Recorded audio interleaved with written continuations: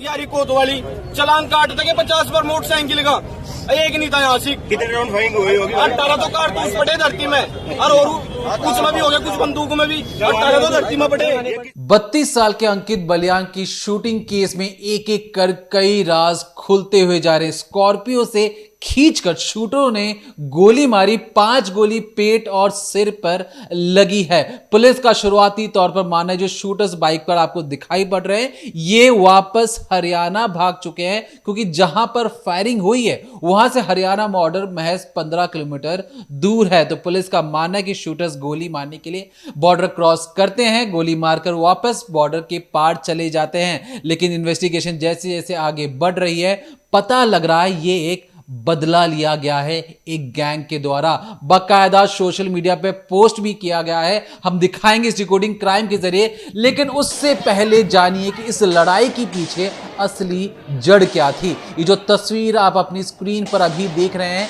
ये दिल्ली की रोहिणी कोर्ट की तस्वीरें हैं, कोर्ट नंबर 2, 24 सितंबर 2021। ये जो तस्वीर आप अपनी स्क्रीन पर अभी देख रहे हैं इसी की वजह से माना जा रहा है कि अंकित बलियान की हत्या की गई है। दरअसल इस कोर्ट के अंदर 1:15 में वकील के वेश में 2 शूटर अचानक से कोर्ट के अंदर पहुंचते हैं। काले कोट के अंदर उन्होंने पिस्टल छुपा कर रखी थी और जैसे ही जितेंद्र गोगी जो गैंगस्टर है, गोगी गैंग एक तरीके से दिल्ली का सबसे हाई फाई गैंग माना जाता है, उसके लीडर को मारने के लिए बाकायदा शूटर्स कोर्ट के अंदर पहुंचते हैं और ताबड़तोड़ गोलियां चलाकर भरे कोर्ट के अंदर गोली मारी जाती है। जो तस्वीरें मैं आपको दिखा रहा हूं जब पुलिस और वकीलों के बीच में अफरा तफरी का माहौल है, लोग इधर उधर भाग रहे हैं, ये उस वक्त की तस्वीर है जब भरे कोर्ट के अंदर एक गैंगस्टर के बॉस को दूसरे गैंग के लोगों ने गोली मार दी और वो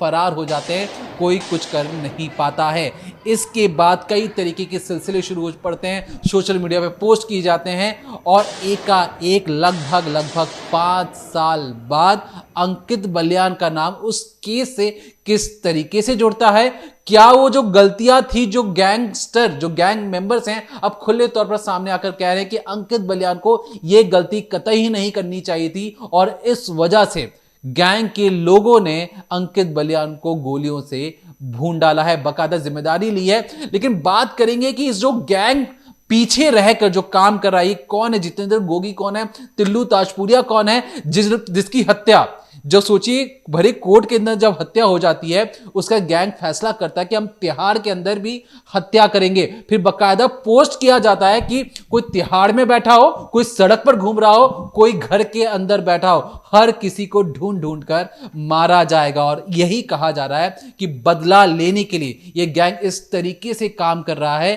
कि जो भी किसी भी तरीके से जितेंद्र गोगी से जुड़ा हुआ है उसे गैंग ढूंढ कर मौत के घाट उतारा है। क्या है पर्दे की पीछे की अंकित बलियान की मौत की कहानी, जानेंगे इस डिकोडिंग क्राइम के जरिए। तो इस पूरी वारदात में सबसे अहम हो जाता है ये समझना कि आखिरकार स्टार सिंगर जो हरियाणवी सिंगर है अंकित बलियान, उनको बीच सड़क गोली क्यों मारी गई। उसके लिए सबसे पहले आपको ये जो पोस्ट मैं आपको दिखा रही हूँ ये देखना होगा, जिसमें आपको दिखेगा कि ऊपर एक नाम लिखा है भोलू शाहपुर और नीचे गोगी ग्रुप का एक चिन्ह बना हुआ है जिसमें 2 शेर आपको नजर आ रहे होंगे। नीचे अगर हम पढ़ेंगे तो लिखा है सभी भाइयों को राम राम। ये जो आज अंकित बलियान का शामली में मर्डर हुआ है इसकी पूर्ण जिम्मेवारी में भोलू शाहपुरिया सोनीपत लेता हूं। यानी कि इस पोस्ट के अंदर जिम्मेदारी लेने की बात की गई है और कहा गया है कि अंकित बलियान पर जो गोली चलाई गई है, जो उनकी हत्या हुई है, उसका पूरा जिम्मेदार भोलू शाहपुरिया है। आगे लिखा है कि ये हमारे दुश्मनों का साथ देता था, हमारे गोगी भाई के साथ हुई घटना पे इसने गाना बनाया था। तो क्या अंकित बलियान का एक गाना बना देना उनकी हत्या की वजह हो सकता है? क्योंकि इस पोस्ट में साफ लिख दिया गया है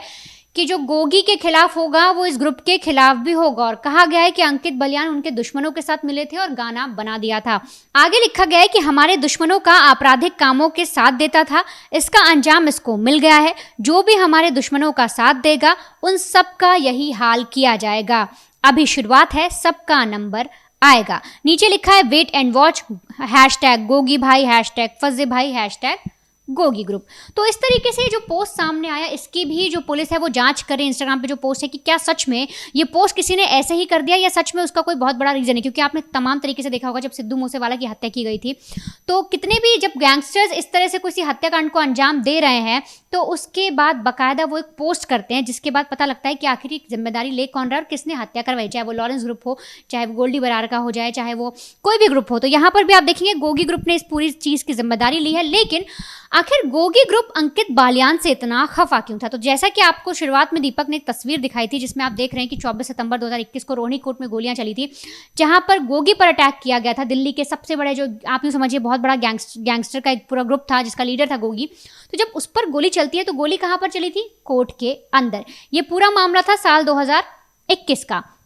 अब समय बीतता है तो ऐसे में एक लड़का जो यूपी के शामली का रहने वाला है, उस जो पेशे से सेकंड हैंड फोन को बेचने का काम करता था, लेकिन उसने सपना देखा कि क्यों ना मैं भी बड़ा आदमी बनूं और उसको लगा कि मैं गा सकता हूं, मैं लिख सकता हूं, तो क्यों ना मैं भी अपनी किस्मत आजमाऊं और कोशिश करूं कि मैं हरियाणवी सॉन्ग लिख सकूं। और इसीलिए वो सीधे तौर पर शामली से यूं समझिए रोहतक आ जाता है। यहाँ पर इंडस्ट्री को समझने की कोशिश करता है, लोगों से मिलता है, बातचीत करता है। उसे समझ में आता है कि धीरे धीरे अपने आप को स्टैब्लिश किया जा सकता है, थोड़ा वक्त जरूर लगेगा लेकिन मैं भी एक दिन बड़ा नाम बन जाऊंगा। वो नाम है अंकित बालियान का। अंकित बालियान जो है वो लगातार कोशिश करते हैं कि कुछ गाने लिखें, कुछ ऐसी चीजें करें जिससे जो है उनको फेम मिले। अब इधर जिस तरह से साल 2021 में कोर्ट के अंदर गोली चली थी तो यहाँ पर भी मैं आपको स्क्रीन पर दिखा रही हूँ, आप एक गाना देख रहे होंगे जिसके करीब करीब 50 मिलियन से ज्यादा व्यूज हैं, जिस पे लिखा है कोर्ट के अंदर गोली चली। तो ये जो गाना है इसके अंदर साफ तौर पे कहा है कि जज को भी पसीने आ गए, कोर्ट के अंदर गोली चल गई। ये गाना बाकायदा जो अंकित बालियान है उनके द्वारा लिखा गया, गाया गया और उसके बाद इस गाने पे रोक भी लगी क्योंकि इसमें तमाम तरीके की ऐसी विवादास्पद बातें थी, जैसे कि आप समझिए जज को पसीने आ रहे हैं, कोर्ट में गोली चल रही है, कहीं ना कहीं किसी ऐसी चीज को जो गलत हुई है, कोर्ट के अंदर जो कानून व्यवस्था को आप यूँ समझिए तोड़ कर रख रही है, ऐसी चीजों को बहुत ज्यादा एलोबरेट करके गाना बना दिया गया। तो इसको लेकर काफी विवाद हुआ, लेकिन कई मेहनत के बाद, कई दिनों के बाद इस गाने को साल 2025 में अंकित बालियान के द्वारा YouTube पर रिलीज कर दिया गया। लोगों ने काफी पसंद भी किया और फिर इसी गाने को जब गोगी ग्रुप देखता है तो उन्हें समझ में आता है कि ये जो गाना बनाया गया है ये बाकायदा उनके जो आप ये समझिए लीडर थे गोगी, जिनकी हत्या हुई थी, जिसकी हत्या हुई थी कोर्ट रूम के अंदर, उसके खिलाफ बनाया गया। और अंदर ही अंदर जो गोगी ग्रुप था वो इन चीज़ों को लेकर यूँ समझिए अपने अंदर नफरत पैदा कर रहा था और उसके मन ने ठान लिया था कि कैसे भी करके इसको रास्ते से हटाना है। अब इधर क्या होता है कि जो अंकित बालियान है इन्होंने गाना बनाया, इनको फेम मिलता है, पब्लिसिटी मिलती है, इंस्टाग्राम पे रीलें धड़ल्ले से वायरल होती हैं, ये खुद भी कई सारी इंस्टाग्राम रील बनाते हैं।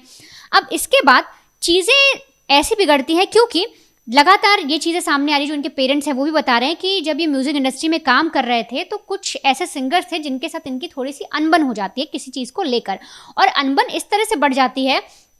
कि आप यूँ समझिए एक साल, ये करीब करीब 2024 की बात है, 2024 में बाकायदा ये रोहतक में रहते हैं, लेकिन वहाँ पर इस तरह से जब अनबन बढ़ती है तो वापस ही 2025 की जब शुरुआत होती है तो फिर से अपने यहाँ पर शामली में आकर रहने लग जाते हैं। अब जब ये शामली में रहते हैं तो वहाँ पर रोड शो वगैरह करते हैं, वहाँ पर भी एक बार इनका विवाद हो जाता है इन्हीं गानों को लेकर। तो जब ये चीज़ें लगातार बढ़ रही थी और ये सारी चीज़ें जब सामने निकल के आ रही तो पुलिस का ये भी मानना है कि शायद ये जो विवाद हैं, जो उनके आपसी जो भी सिंगर्स थे उनके साथ जो विवाद हैं, जो ये ग्रुप ने लिख दिया है, क्या ये चीज़ें जो उनकी हत्या की वजह तो नहीं हो सकती? क्योंकि जब ये वापस रोहतक से वापस अपने गांव शामली में आकर रहने लगते हैं, अपने माँ बाप के साथ रहने लगते हैं, यहाँ पर भी ये गाने बनाए रहते हैं, तभी इनको ऑफर मिलता है कि जो ग्राम पंचायत का चुनाव होता है उसमें ये खड़े हो सकते हैं और उसकी तैयारी कर रहे थे और राजनीतिक कोई एंगल भी हो सकता है जिसकी वजह से इनकी हत्या हुई हो। क्योंकि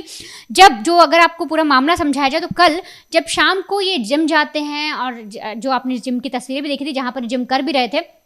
जब उससे वो बाहर निकलते हैं और अपनी स्कॉर्पियो गाड़ी में बैठने वाले होते हैं कि तभी ये जो आप सीसीटीवी की तस्वीरें देख रहे हैं ना, ये वही हत्यारे हैं जो बाइक पर आए हैं। कल तक हर जगह ये चीज़ें आ रही थी कि जो हत्यारे हैं वो भी गाड़ी से आए थे, लेकिन वो बाइक से आए थे। 4 लड़कों का जिक्र किया गया है कि 4 शूटर थे जिन्हें इस गोगी ग्रुप ने एक तरह से सुपारी दी थी उन्हें मारने की, और इसके बाद ये शूटर बाइक पर आते हैं जिसमें आप देखेंगे ब्लैक शर्ट में, एक चेक शर्ट में है, इनकी तस्वीरें भी आपको क्लियर दिख रही होंगी। और जैसे गोगी जिम से निकलते हैं, क्योंकि पहले से रेकी कर चुके थे, ये समझ चुके थे, जिस तरह से आप याद करें, सिद्धू मूसेवाला की रेकी की गई थी, सेल्फी लेने के बहाने उन्हें जांच और परखने की कोशिश की गई थी कि उनकी सिक्योरिटी कैसी है। सेम इसी तरीके से अंकित बालियान की भी रेकी की गई कि वो घर से कब निकलते हैं, कितने समय जिम में रहते हैं, कब कहां पर जाते हैं और कौन सी जगह पर किस वक्त सबसे कम लोग होंगे जहां पर उन्हें मारना सबसे सही होगा और शूटर आसानी से भाग सकते होंगे। तो हर एक चीज को, टाइम को समझने के बाद ये तस्वीरें जो सामने आई थी, अगर आप गाड़ी भी देखेंगे किस तरह से उनकी गाड़ी का जो शीशा है सामने का, फ्रंट मिरर, उस पर कैसे गोलियों के निशान बने, साफ दिख रहा है कि गोली ने सीधे तौर पे शीशे को तोड़ दिया है। अब वो जिम से जैसे स्कॉर्पियो में बैठने वाले होते हैं, जो घात लगाए बैठे थे शूटर्स, वो सीधे उन तक पहुंचते हैं, गोलियां चलाना शुरू करते हैं। इतने में जो अंकित बालियान है खुद को बचाने के लिए गाड़ी में बैठते भी हैं, लेकिन तभी शूटर जो है सामने से आते हैं, साइड से आते हैं, दरवाजा खोलते हैं, उनको बाहर निकालते हैं और सीधे तौर पर 18 राउंड गोलियां उन पर चला दी जाती है, जिसमें से बताया जा रहा है कि 5 गोलियां जो है उनके पेट और सर में लग जाती है, वो जमीन पर गिर पड़ते हैं और फिर उनकी मौत हो जाती है। अस्पताल भी ले जाते हैं आसपास के लोग, लेकिन वहां पर डॉक्टर उन्हें बताते हैं कि वो मर चुके हैं, उनकी डेथ हो गई है और अब वो जिंदा नहीं है। तो आपने ये सारी चीज़ समझी कि किस तरह से इस पूरे जो ये वारदात है, ये किस तरह से पनपी, कहाँ से इसकी शुरुआत हुई और सिर्फ एक गाना, अभी तक की जो जांच है, अभी तक की जो कहानी सामने आ रही है, उसमें सिर्फ एक गाने का जिक्र हो रहा है कि कोर्ट रूम के अंदर जो गाना बना उससे सबको लगा, जो गोगी ग्रुप है उसको लगा कि उनके लीडर्स की इससे बदनामी हो रही है, उनके गैंग की जो साख है वो कमज़ोर हो रही है और सिर्फ जो इनकी एक झूठी, या यूँ समझिए जो गैंगस्टर्स की झूठी ढकोसले वाली जो जिंदगी होती है जो वो दिखाना चाहते हैं, सिर्फ उसको उन्हें लग रहा है कि धक्का लगा और इसीलिए उन्होंने अंकित बालियान का कत्ल कर दिया। अब आप आगे जानिए कि आखिर ये दोनों गैंग जो है, जो ये गोगी गैंग है, जो टिल्लू गैंग है, आखिर इनकी क्या दुश्मनी, और अभी जो अंकित बालियान है वो किस तरह से, उनके जो घर वाले हैं वो सड़क पर बैठे थे, आगे क्या चीज़ें निकल कर हैं और किस तरह से जो माँ है, जो पिता है, वो कैसे इंसाफ की मांग कर रहे हैं। देखिए, जो आपने रिश्तेदारों की बाइट सुनी है, वो मांग कर रहे हैं कि पुलिस से कि उन लड़कों को भी कुछ उसी तरीके से लिटाया जाए जिस तरीके से उनके घर के चिराग को बीच सड़क गाड़ी से खींचकर बाहर निकाला गया, तो कुछ उसी अंदाज में उन लड़कों का भी एनकाउंटर होना चाहिए। बाकायदा यूपी पुलिस के बड़े बड़े अफसर आकर मीडिया में बाइट दे रहे हैं कि हम इन्वेस्टिगेशन कर रहे हैं, अब बहुत सारी जांच प्रक्रिया की शुरुआती तौर पर जांच चल रही है। लेकिन यहाँ जो अंकित बालियान है, जब हम इस वीडियो को रिकॉर्ड कर रहे थे उससे कुछ देर पहले जब हम वीडियोस देख रहे थे कि वहां पर क्या माहौल है, तो अंकित बालियान की जो पोस्टमार्टम है वो अभी होना बचा हुआ है, उससे रिपोर्ट आनी बची हुई है कि उन्हें किस किस जगह पर कितनी गोली लगी हुई है। फिलहाल के लिए जो बॉडी और बर्फ की सिल्ली पर पॉलिथिन में बांधकर बीच सड़क पर रखा गया है, क्योंकि परिवार इंसाफ की मांग कर रहा है, उम्मीद लगाए बैठा है कि यूपी पुलिस फौरन एक्शन मोड में आएगी और किसी भी तरीके से इस केस को सुलझाया जाएगा। लेकिन यहां पर जानिए, ये जो गैंग है, आपने लॉरेंस गैंग के बारे में काफी सुना समझा होगा,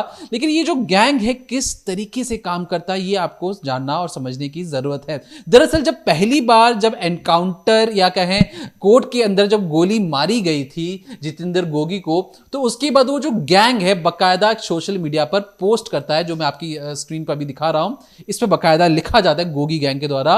रोहित मोई करके फिर दिल बनाया गया है, राम राम जी मेरे सभी भाइयों को, ये बात माइंड से उतार लेना कि आप कोर्ट में, स्पेलिंग गलत है कोर्ट की, लेकिन वो जो संदर्भ में बात करना चाह रहे हैं मैं वही बात आपको बता रहा हूं, कोर्ट में ठोक सकते हैं तो हम जेल में ठोक सकते हैं, बदला जरूर लिया जाएगा, बहुत जल्द लिया जाएगा, गलती कर गए इसका अंजाम पूरी दिल्ली को भुगतना पड़ेगा। अब वो होगा जिसे पूरी दिल्ली देखेगी और ये आप डरेंगे। गोगी मान group plus Kala Jatheri group plus Lawrence Bishnoi group plus एकी ग्रुप प्लस जितने भी गैंगस्टर्स के ग्रुप हैं, और ये जो गिरोह है, ये जो गैंग है, ये लगातार धमकी पर धमकी देता हुआ चले जाता है। और उसके बाद एक पोस्ट और जो अपनी स्क्रीन पर आप देख रहे होंगे, गोगी एक तरीके से बीच में खड़ा है, उसके दो साइड में खड़े हैं और लिखा गया है बीच में फाड़ देंगे धरती, गाड़ देंगे गोली, तेरे सीने तार देंगे, अभी टाइगर जिंदा है और बदला होगा और जरूर होगा, बच सके तो बच लियो, फिर पटाखे और एक गुस्से वाली इमोजी बनाई गई है। ये 2021 का जो पोस्ट है, जितने भी गैंग से जुड़े लोग थे, हर कोई अपना गुस्सा सोशल मीडिया के जरिए एक तरीके से बताने की कोशिश कर रहा था कि आपने हमारे बॉस को मारा है, गैंग लीडर को मारा है, जिसने मारा है हम उसे मारेंगे, पूरी दिल्ली को डराएंगे। और यहां तक कि दिल्ली पुलिस के लिए भी एक तरीके से लॉ एंड ऑर्डर को मेंटेन करने के लिए बहुत बड़ा सवाल सामने खड़ा हो चुका था। अब ये जो गैंग है, ये अगले 2 साल के अंदर 2023 में टिल्लू ताजपुरिया, ये जो तस्वीर आप अपनी स्क्रीन पे देख रहे हैं, इसे तिहाड़ जेल के अंदर बड़ी बेदर्दी के साथ गोलियों से या कहें काटने की कोशिश होती है, गिराने की कोशिश होती है और उसे मौत के घाट उतार दिया जाता है। 2023 फिर 3 साल और आगे आइए, 2026 में हम आ चुके हैं। यहां पर भी हत्या करने के बाद गोगी ग्रुप ने एक सोशल मीडिया पोस्ट डाला और जो बातें कही वो आपने सुनी वनिता के तौर पर। तो ये जो गोगी गैंग है, आपको ये सारी चीज दिखाने का हमारा मकसद ये था कि जो गोगी गैंग है सोशल मीडिया पर काफी ज्यादा एक्टिव रहता है और ये इसका जो गैंग है, गोगी गैंग जो है, ये खास तौर पर जो दिल्ली एनसीआर से कहने का मतलब new capital region, Noida, Ghaziabad, ये जो आसपास के इलाके, हरियाणा, गुड़गांव, इन सारे इलाकों में ये गैंग बड़े अच्छे तरीके से फलता फूलता है। और इसकी शुरुआत गैंगस्टर जितेंद्र उर्फ गोगी ने की थी, जिसकी हत्या भरे कोर्ट के अंदर हो गई। गोगी दिल्ली के अलीपुर के गांव का रहने वाला था। गैंग का प्रभाव दिल्ली के अलावा हरियाणा के सोनीपत, बवाना, नरेला और आसपास के इलाकों में बताया जाता है। और ये जो गैंग है ये क्या काम करता है, इसको आप ध्यान से सुनिएगा। मर्डर करना, रंगदारी और अन्य आपराधिक गतिविधियों से जुड़े मामले, मतलब किसी को किडनैप कर लिया, वहां से पैसों की अगुवाई कर ली, किसी का मर्डर कर दिया, किसी से जबरदस्ती हफ्ता मांग लिया, तो इस तरीके से गैंग ऑपरेट करता था। बिल्कुल यंग लड़के इससे जुड़े हुए थे और हर किसी को लगता था कि अगर हम गोगी भैया के साथ जुड़ गए तो हमारी तो लाइफ सेट है, हम बहुत ज्यादा पैसे कमा पाएंगे। लेकिन खाकी वर्दी वाला का जब शिकंजा कसता है तो ये जेल के सलाखों के पीछे पहुंच जाते हैं। और क्योंकि रंगदारी मांगते मांगते ये गैंग दूसरे गैंग के जो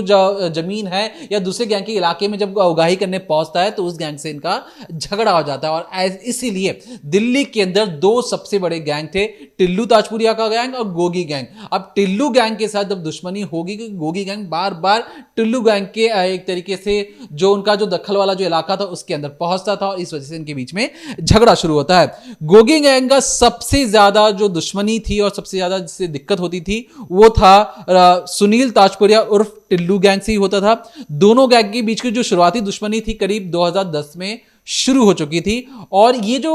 गैंग की जो लड़ाई है, आप ये ना समझें कि ये पिस्टल लेके पहुंचे और ये धमकाना शुरू कर दिया। ये जो गैंग है, स्टूडेंट लीडर, जो स्टूडेंट इलेक्शन होते हैं दिल्ली यूनिवर्सिटी में, वहां से ये गैंग बनता है चुनाव में खड़े होने के लिए कि अरे तू छोटा मैं बड़ा, मैं तुझे मार दूंगा, मैं ये कर दूंगा। तो इस टाइप की बातों से ये जो दिल्ली यूनिवर्सिटी में जो चुनाव शुरू होता है, यहां से गैंग बनता है, वहां पे यंग लड़के जुड़ते हैं और ये बाहर आकर फिर यही कत्लेआम करना शुरू करते हैं। और लगातार जो दिल्ली यूनिवर्सिटी से जो लड़ाई शुरू हुई टिल्लू और गोगी गैंग की, बाहर सड़कों तक पहुंचे और अब तो सिंगर्स की मौत हो रही है, कोर्ट के अंदर हत्याएं हो रही हैं। और ये सारे के सारे 2010-2009 के स्टूडेंट्स थे जो एक वक्त में पढ़ाई क्या करते थे। आज इनके पास डराने धमकाने, हत्या और इन सारी चीजों से जुड़ने के अलावा कोई और काम है नहीं। अब यहां पर हमने आपको दोनों गैंग के ऑपरेट करने का एक तरीका बता दिया, दोनों गैंग में जो झगड़ा होता था वो बता दिया। अब यहां पर सोचिए जो गैंग मेंबर्स हैं ये अपने जो बॉस के जो कातिल होते हैं या इन्हें जिनसे बदला लेना होता है उनके नाम पता ये नहीं भूलते हैं। अब यहां पर बताया ये जा रहा है कि जो अंकित है उसने कई सालों के बाद उस वीडियो को रिलीज किया, लेकिन ताक में बैठे गोगी गैंग के लोगों ने ये समझ लिया था कि कोई भी अगर उनके लीडर के खिलाफ कुछ बोलेगा, वीडियोस बनाएगा तो वो उसकी हत्या कर देंगे। और यहां पर सोचिए जो हरियाणवी जो म्यूजिक इंडस्ट्री है, पंजाबी म्यूजिक इंडस्ट्री, ऐसे बताया जाता है कि जो बड़े बड़े जो गैंग हैं ये पैसों की उगाही कर कर ये म्यूजिक इंडस्ट्री में पैसे लगाते हैं, यूट्यूब पे वीडियोस जाता है, वहां से करोड़ों की मुनाफा होता है, पैसे कमाते हैं, फिर से गैंग के पास पैसा आता है। और ऐसा बताया जाता है कि कई जो सिंगर्स हैं ये अलग अलग गैंग से जुड़ जाते हैं, वहां से इन्हें फंडिंग मिलती है और सुरक्षा भी मिलती है दूसरे गैंग के खिलाफ में। तो इसलिए जो गोगी गैंग का मानना था कि किसी ना किसी तरीके से जो अंकित है दूसरे गैंग से जुड़ चुका था और इसलिए उसकी हत्या करना जरूरी हो गया था, ऐसा गोगी गैंग का मानना है। फिलहाल